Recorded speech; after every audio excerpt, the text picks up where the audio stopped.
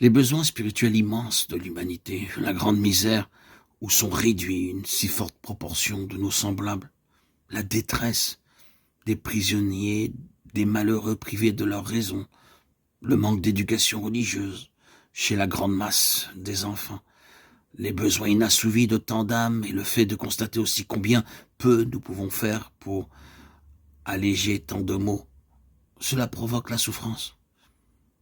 Une sainte souffrance. Elle est apparentée à celle que ressentit le Seigneur Jésus pendant son pèlerinage terrestre, alors que son humanité limitait nécessairement sa toute-puissance. On peut répartir les chrétiens en deux classes.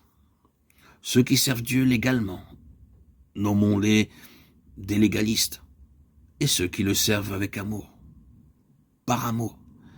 Même parmi les saints, nous avons aussi deux classes, les sévères et les tendres. Les premiers justifient le côté légal de la sainteté. Les seconds mettent surtout l'accent sur l'amour infini de Dieu. Les premiers ne savent que peu de choses de ce désir intense de Dieu, ce désir qui pleure et soupire pour connaître quelque chose de sa plénitude. Les seconds ont des révélations de Dieu et de son caractère.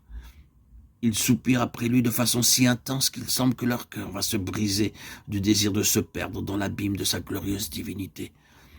C'est une souffrance que peuvent convoiter les anges, une souffrance cependant qui a le pouvoir d'absorber toutes les autres douleurs.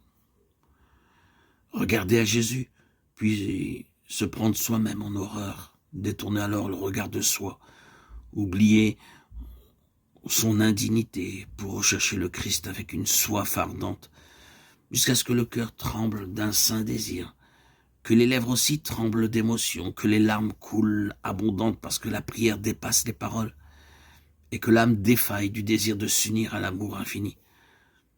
C'est ici la souffrance très douce de l'épouse du Christ, celle de la Soulamite, dans le Cantique des Cantiques.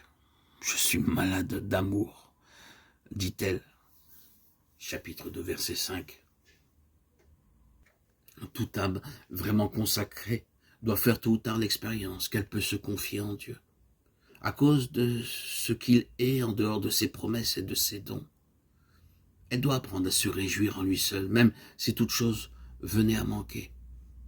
Je ne veux pas dire que tous nos amis et toutes nos ressources doivent nous être ôtées, mais que l'âme doit faire une expérience de dépouillement, demeurer seule, endeuillée, sans consolation, ne voir plus rien en dehors de Dieu.